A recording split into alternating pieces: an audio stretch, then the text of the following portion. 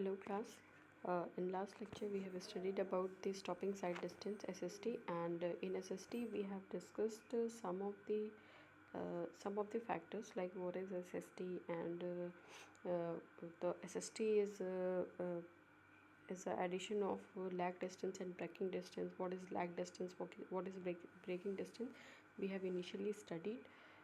And one also factor we have studied about is the total reaction time, and on NPIV theory, right? So ये इतना factors जो है वो हम लोगों ने SST के बारे में पढ़ लिया है. Now we will discuss lag distance and braking distance in brief. So first of all, what is lag distance? तो लैग डिस्टेंस क्या होता है? जैसा कि मैंने कल ही बताया था अभी कि लैग डिस्टेंस जो है हमारा वो व्हीकल के द्वारा तय की गई वो दूरी है जो कि टोटल रिएक्शन टाइम में हमारा मतलब टोटल रिएक्शन टाइम के दौरान व्हीकल जो है वो जितना भी दूरी डिस्टेंस जो है वो ट्रैवल कर लेता है वही हमारा क्या कहलाता है? Lag distance. ठीक है, यानी लैग डिस्टेंस का the distance travelled by vehicle during the total reaction time is called lag distance, right? और लैग डिस्टेंस के बारे में हम लोगों ने पढ़ा था कि lag distance is equal to what? Speed into time. तो speed is suppose v metre per second and t is total reaction time which is 2.5 second in case of SST, right? So the value of lag distance is v into t. So this is the value of the lag distance. Now moving to the total reaction time. What is total reaction time? So total reaction time is the time lost from the instant of time we see the object and the brakes are effectively applied. Means जैसे क्या होता है कि जिस भी moment of time पर, जिस भी इंस्टेंट ऑफ टाइम पर हम उस ऑब्जेक्ट को देखते हैं जो कि हमारा जिस ऑब्जेक्ट यानी कि ऑब्स्ट्रक्शन को हमने जिस भी मोमेंट ऑफ टाइम पे देखा, राइट? और जब हमने ब्रेक अप्लाई किया the instant the brake are effectively applied, और जैसे ही हमने ब्रेक को अप्लाई किया तो वो जो हमारा टाइम लॉस्ट होगा वो कहलाएगा क्या? Total reaction time. ठीक है, अब देखो जो हमने PIEV थ्योरी पढ़ी थी, परसेप्शन, इंटेलेक्शन, इमोशन एंड वॉयलेशन, ये हमने PIEV थ्योरी पढ़ेगी. इसमें सबसे पहला था हमारा परसेप्शन टाइम. मतलब तो परसेप्शन टाइम हम देखते हैं कि किन किन फैक्टर्स पर डिपेंड करता है. तो सबसे पहले तो परसेप्शन टाइम हमारा स्पीड ऑफ द व्हीकल पर डिपेंड करता है. लाइक अब सोचो कि परसेप्शन टाइम क्या था हमारा, जिस भी मोमेंट ऑफ टाइम पे हमने ऑब्जेक्ट को परसीव किया, ठीक है, और वो जो हमारा टाइम लॉस हुआ उस दौरान वो होगा हमारा परसेप्शन टाइम. तो अगर मान लीजिए जो हमारी व्हीकल की स्पीड है वो स्पीड पे भी डिपेंड करेगा. लाइक अगर हमारी स्पीड ज़्यादा है तो हो सकता है कि हम ऑब्स्ट्रक्शन को देखते ही और हमारा जो टोटल रिएक्शन टाइम के दौरान ही जो ऑब्जेक्शन से कोलिजन हो जाए, राइट? तो वो हमारे एक तो स्पीड ऑफ व्हीकल पे डिपेंड करेगा. दूसरा हमारा डिस्टेंस ऑफ ऑब्जेक्ट. ठीक है, डिस्टेंस ऑफ ऑब्जेक्ट हमारा कितनी दूरी पर है. तीसरा वो ड्राइवर के स्किल पे भी डिपेंड करता है. And fourth one is the environmental condition. किस तरीके के इन्वायरमेंटल कंडीशन, लाइक अगर फॉग की सिचुएशन है या रेनी सिचुएशन है तो हमारी विजिबिलिटी थोड़ी सी लो हो जाती है. तो ये फैक्टर्स जो हैं जिस पे हमारा परसेप्शन टाइम जो है वो डिपेंड करता है, right? So next is braking reaction time. Brake reaction time किस पे डिपेंड करता है? तो हमने जैसे बताया था कि SSD के केस में हम नॉर्मली ब्रेकिंग रिएक्शन टाइम कितना लेते हैं? 2.5 सेकेंड. तो ब्रेक रिएक्शन टाइम जो है तो हमारा डिपेंड करता है ड्राइवर की स्किल पे. अगर जितना ज़्यादा स्किल ड्राइवर, एक्सपीरियंस ड्राइवर होगा उतना ही ज़्यादा वो सिचुएशन को जल्दी अंडरस्टैंड करेगा. ठीक है, तो इस वजह से क्या होगा कि ब्रेक रिएक्शन टाइम हमारा मिनिमम टू मिनिमम लगेगा. तो एक तो वो स्किल ऑफ द ड्राइवर पर डिपेंड करता है. दूसरा हमारे टाइप ऑफ द प्रॉब्लम.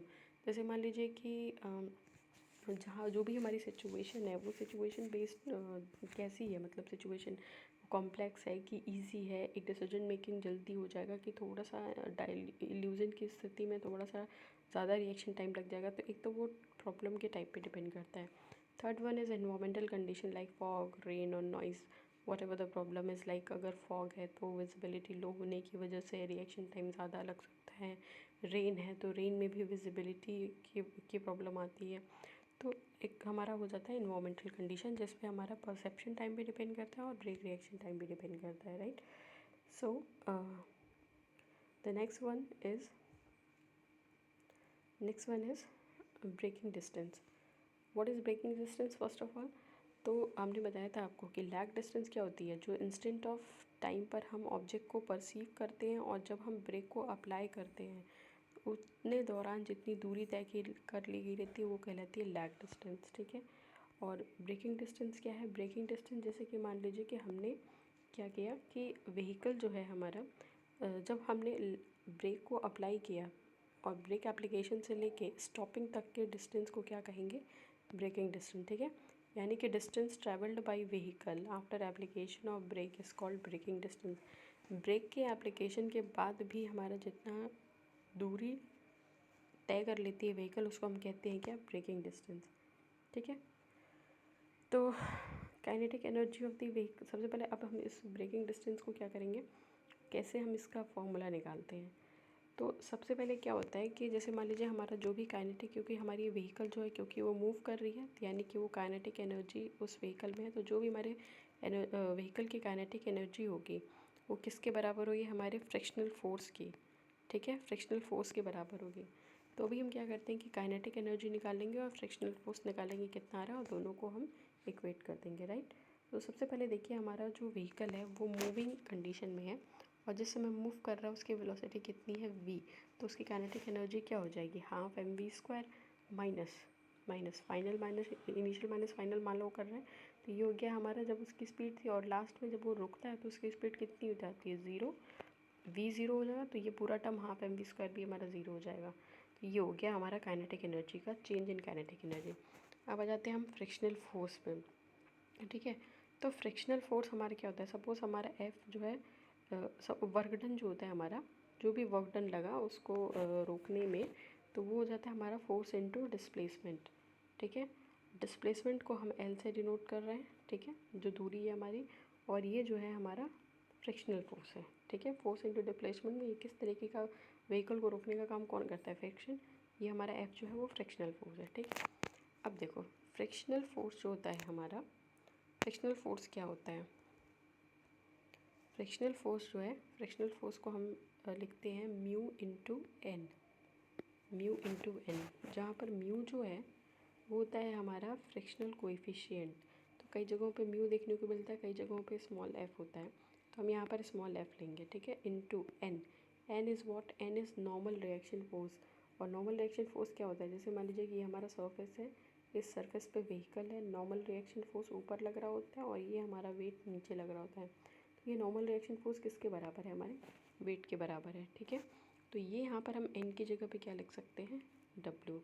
यानी हमने इसको क्या लिखा? F into W into L, क्योंकि ये एफ इंटू डब्ल्यू तो हमने कैपिटल एफ की जगह पे लिखा हुआ है और एल जो है वो तो हमारा डिस्प्लेसमेंट है।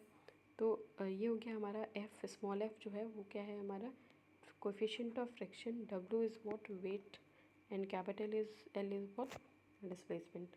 तो अब हम इस इक्वेशन को थोड़ा सा सॉल्व करेंगे। तो इक्वेशन है हमारा half mv² is equal to F into W into L. ठीक है।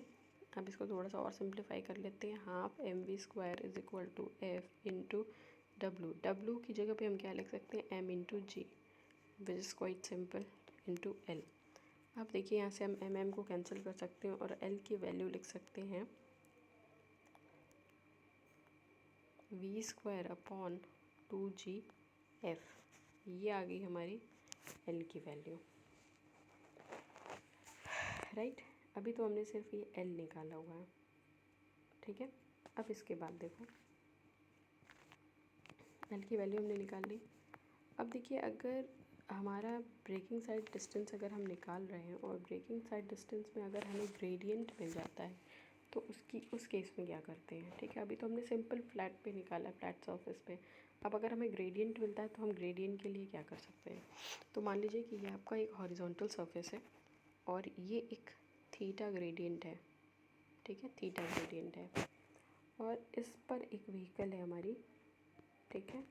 ये व्हीकल है, इधर हमारा लग रहा है एक ड्राइविंग या पुलिंग फोर्स और इधर लग रहा है, क्योंकि इधर ड्राइविंग फोर्स है तो इधर हमारा फ्रिक्शनल फोर्स लगेगा। ये ड्राइविंग फोर्स हम सपोज मान लेते हैं P। ठीक है। अब इस व्हीकल का जो नॉर्मल वेट है वो W नीचे की तरफ लग रहा है। ठीक है। अब यहाँ पर हम इस W को कंपोनेंट लेंगे, क्योंकि ये थीटा है तो ये भी क्या हो जाएगी? थीटा। और ये जो क्योंकि ये थीटा से अटैच्ड है, ये हो जाएगा हमारा डब्लू कॉस थीटा, ठीक है। और इधर का कंपोनेंट हो जाएगा हमारा डब्लू साइन थीटा, ठीक है। हमने इसको कर दिया। अब क्या है कि हम ये जो F है इस F को हम क्या लिख सकते हैं, तो ये F जो है वो हमारा क्या है, फ्रिक्शनल फोर्स। इसको हम लिख सकते हैं क्या, स्मॉल f इंटू एन, ठीक है, small f into N, and n is what, n is equals to w, and here w is what, अगर हम नॉर्मल रिएक्शन फोर्स लगाएं इस पर तो ये आपका नॉर्मल रिएक्शन फोर्स लगेगा। तो n बराबर क्या है, w कॉस थीटा, यानी f की जगह n की जगह पे हम क्या लिख सकते हैं, w कॉस थीटा।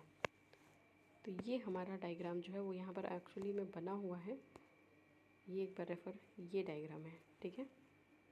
अब हम क्या करते हैं, इसी में हम एक बार इक्वेशन को बैलेंस करते हैं, ठीक है।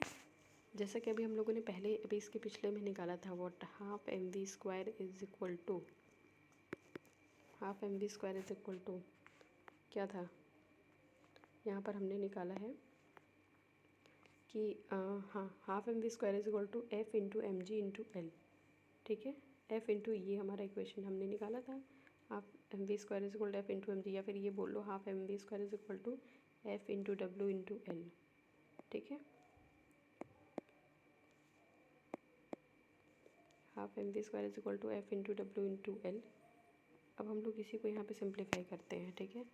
Half M V square is equal to, ठीक है। अब देखिए ये एल तो एज इट इज़ है। अब ये जो हमारा फ्रिक्शनल फोर्स हमारा इधर लग रहा है, इसी को हम लिखते हैं, ठीक है। तो ये हो जाएगा आपका कौन कौन से फोर्सेस इधर लग रहे हैं। देखिए अगर हम इधर देखेंगे तो ये क्योंकि हमारा एफ़ यही है, तो एफ़ इंटू एल अगर हम करते हैं यहाँ पे, तो ये हो जाएगा हमारा हाफ एम वी स्क्वायर, ठीक है। ये कैपिटल एफ़ की जगह पे हम क्या लिख सकते हैं, ये लिख सकते हैं हम यहाँ पर W sine theta plus F W cos theta, ठीक है। ये एक ब्रैकेट में हो गया एंड इनटू एल, ठीक है।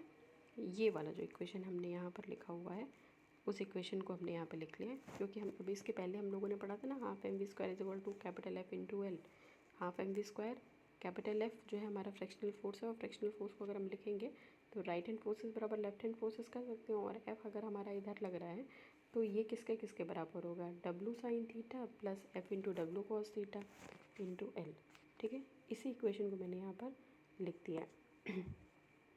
अब इसको हम क्या करते हैं, थोड़ा सा सिंप्लीफाई कर लेते हैं। सिंप्लीफाई कैसे करेंगे, हम डब्लू को कॉमन ले लेते हैं, ठीक है। तो हाफ एम वी स्क्वायर हमारा एज इट इज़ होगा, डब्लू कॉमन ले लेंगे, तो डब्लू अगर हम कॉमन लेते हैं तो डब्लू बराबर क्या होता है, एम इंटू जी, ठीक, एम इंटू जी। और ये हो गया हमारा sine theta plus cos theta into L, ठीक है। Sine theta plus F cos theta into L, ठीक है। अब हम यहाँ से क्या कर सकते हैं, एल की वैल्यू लिख सकते हैं, एम से एम हमारा कैंसिल हो गया, और एल बराबर लिख सकते हैं वी स्क्वायर अपॉन 2g, हाँ एक चीज़ और, अब हम क्या करते हैं, यहाँ से कॉस से डिवीजन कर देते हैं, ठीक है। तो अगर हम कॉस से डिवाइड करेंगे, sine theta upon cos theta बराबर क्या हो जाएगा हमारा टेन थीटा, और प्लस हमारा F into cos theta upon cos theta यानी कि 1। तो ये हमारा इक्वेशन आ गया, एल बराबर V square 2g tan theta plus F, ठीक है, ये हो गया। अब एल बराबर हम क्या लेंगे, एल बराबर 2g एफ, और एन टेन थीटा को हम एन भी मानते हैं, तो एन क्योंकि टेन थीटा जो है वो स्लोप है, एन को भी हम स्लोप मान लिए, तो ये हमारा फॉर्मूला आ गया, L is equal to V square upon 2g F plus N, where N is what, slope, ठीक है। अब हमें क्या करना है, हमने ये ब्रेकिंग डिस्टेंस निकाल लिया। अब ब्रेकिंग डिस्टेंस हमने निकाल लिए, तो अब हम क्या करेंगे, एस एस टी की वैल्यू निकालेंगे। तो एस एस टी बराबर क्या है हमारा, lag distance plus braking distance, lag distance plus braking distance, ठीक है। यानी कि एस एस टी बराबर जो लैग डिस्टेंस है हमारा, लैग डिस्टेंस क्या है, V into T, V into T ये तो हमने पहले ही निकाल लिया है, प्लस ये बी डी की जगह पे हम क्या लेंगे, ये वैल्यू लेंगे ब्रेकिंग डिस्टेंस की, ठीक है। तो ये क्या है हमारा V square upon 2g F plus N, F plus N, ठीक है, ये हम यहाँ पे लिख सकते हैं।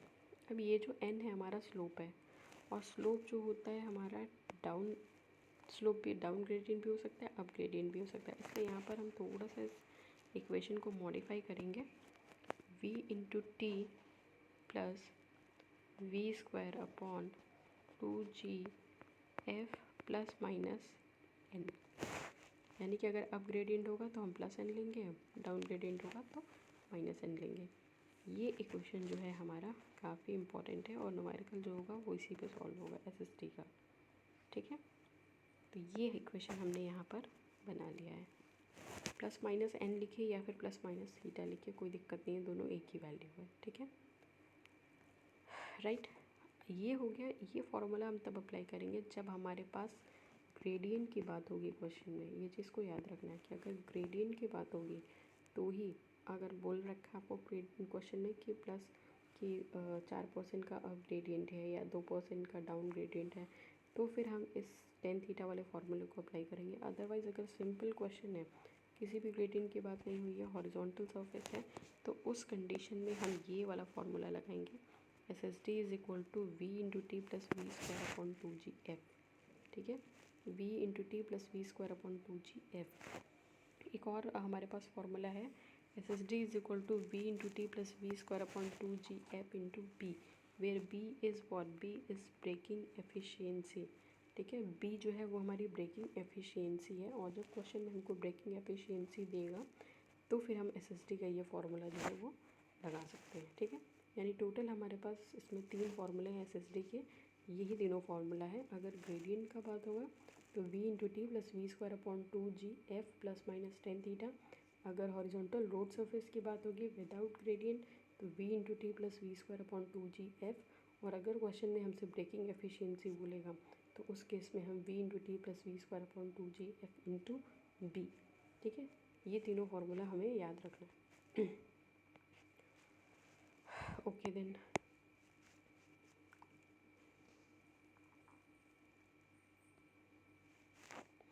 Now moving to the,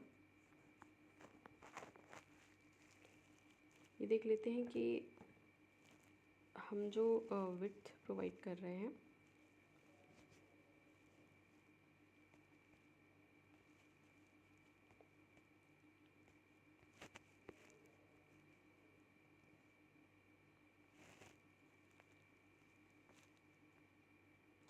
okay now हम देख लेते हैं कि अगर हम width of the carriage way दे रहे हैं तो हम उस कैरेज वे की विड्थ को कितना रखें, ठीक है, क्योंकि ये भी हमारा क्रॉस सेक्शन में ही आता है।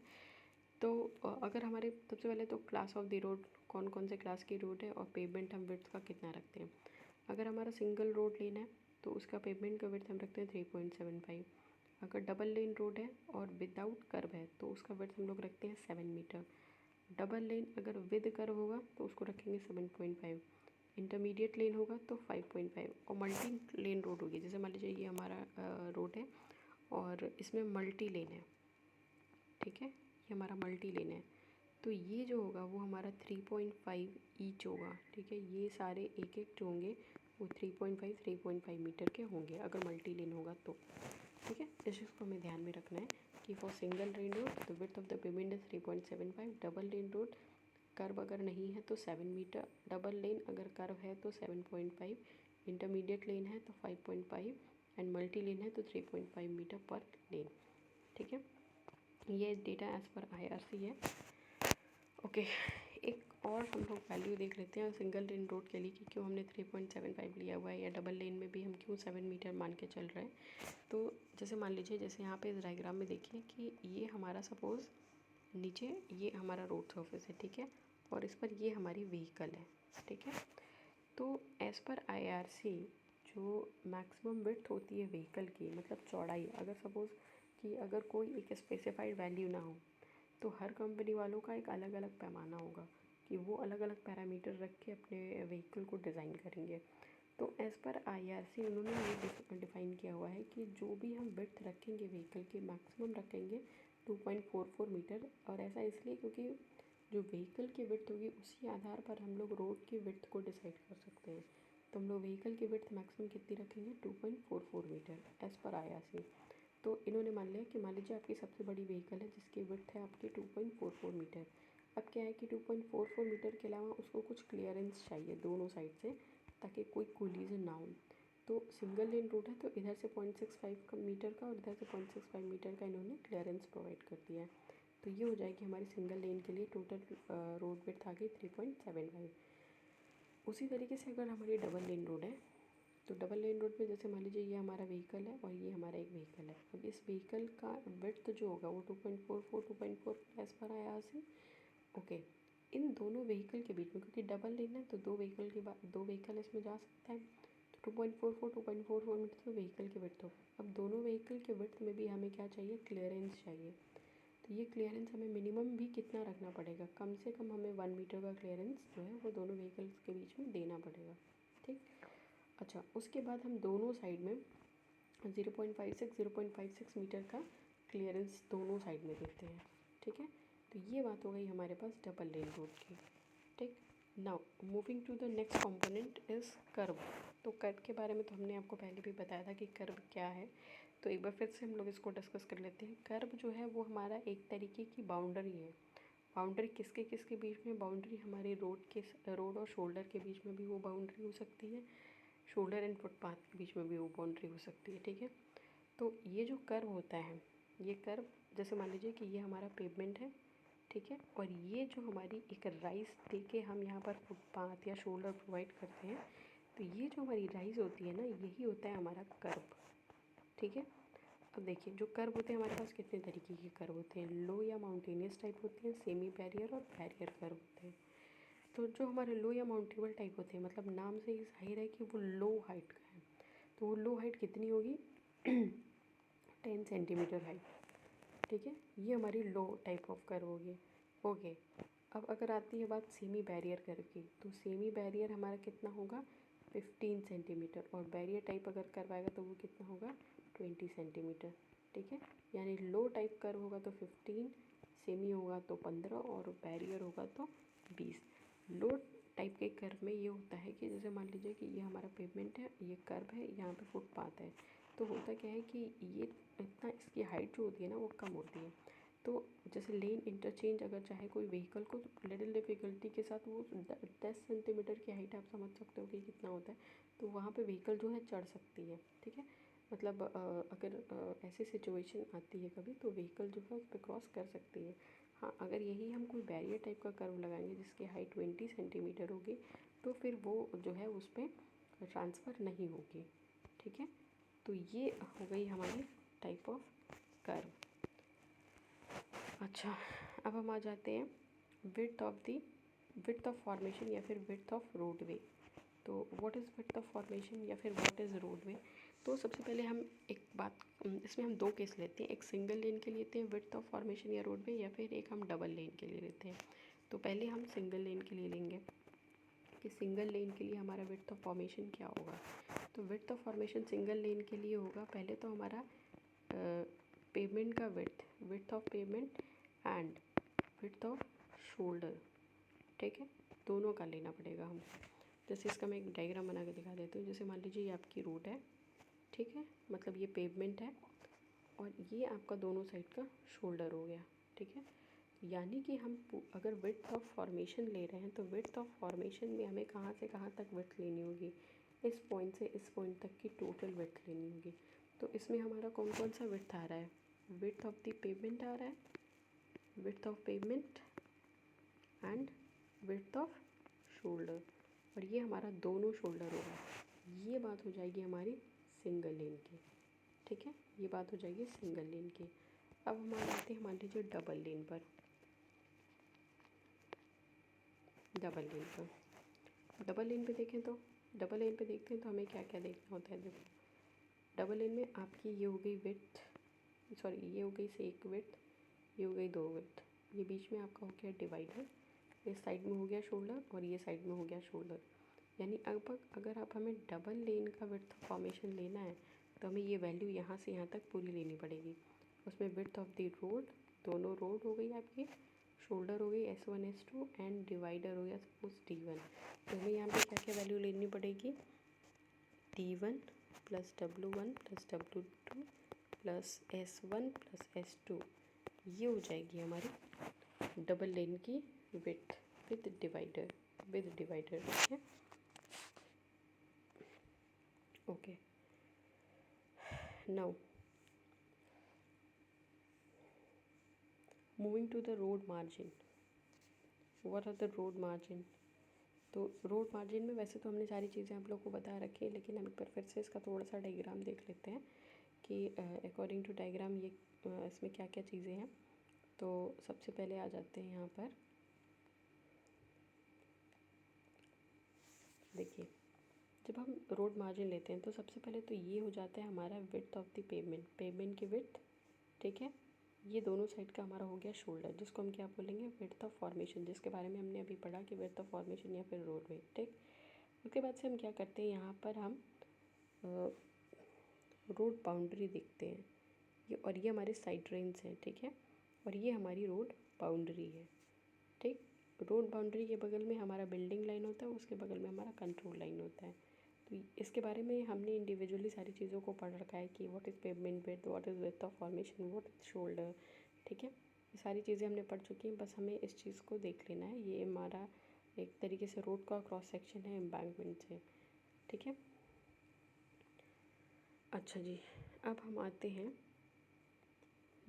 SST के न्यूमेरिकल की तरफ, ठीक है। सबसे पहले तो अगर हम SST निकाल रहे हैं, SST का फॉर्मूला तो हमने देख लिया, V2 × V² + 2GF।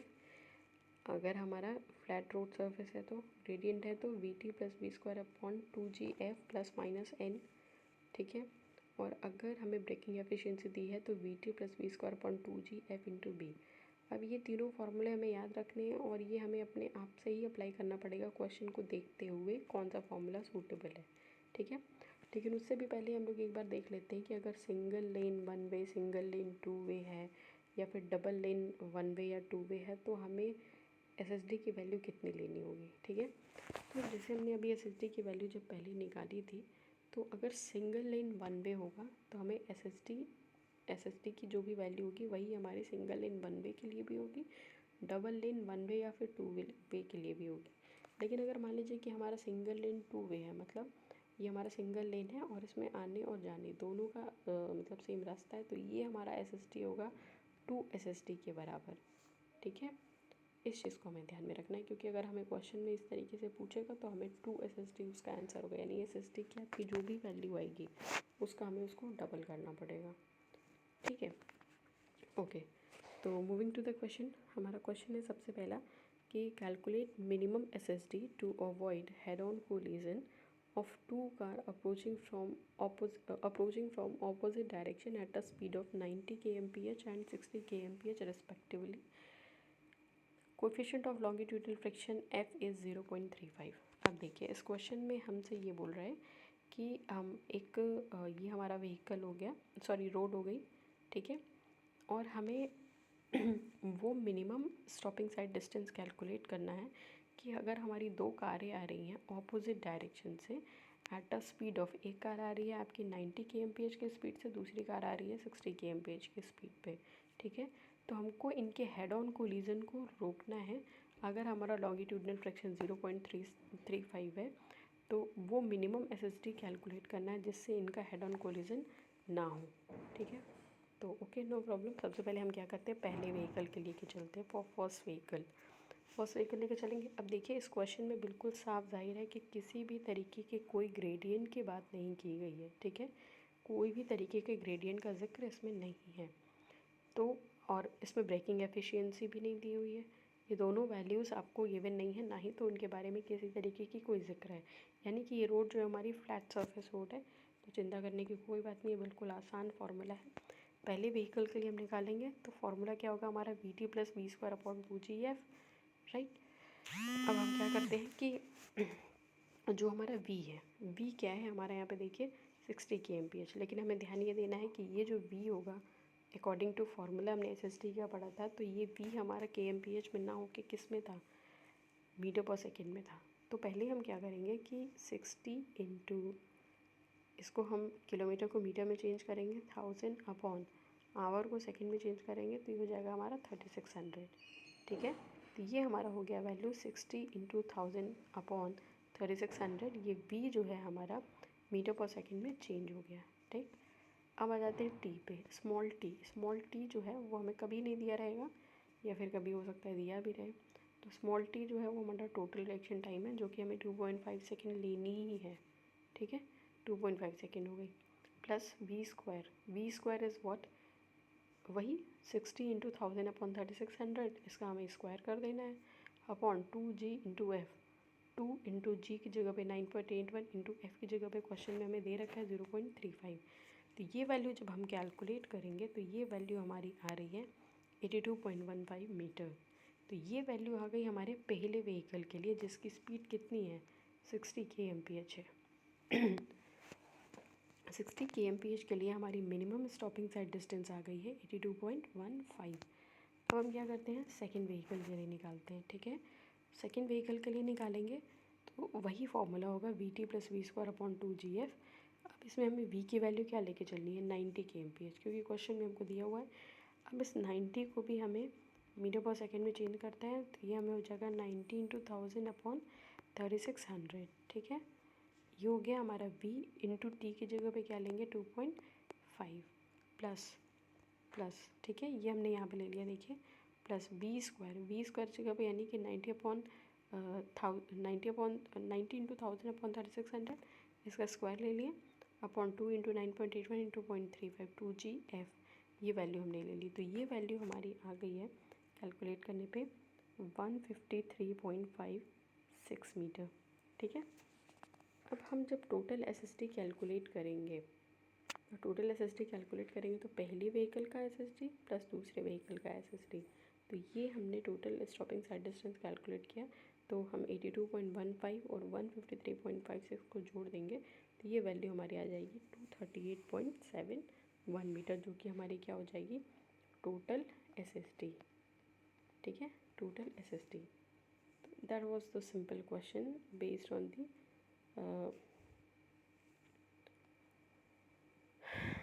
दी स्टॉपिंग साइड डिस्टेंस, ठीक है। और ठीक है, फिर स्टॉपिंग साइड डिस्टेंस के बारे में हमने देख ही लिया। अब हमें एक क्वेश्चन और इसमें लगाना है, या फिर जो भी प्रॉब्लम्स आएंगे वो हम स्टॉपिंग साइड डिस्टेंस में लगाएंगे, उसके बाद हम आगे बढ़ेंगे ओवरटेकिंग साइड डिस्टेंस के बारे में, ठीक है। So till then, thank you so much.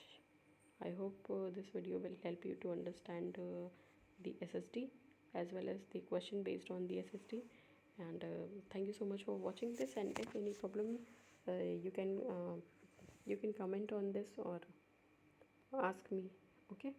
So thank you so much.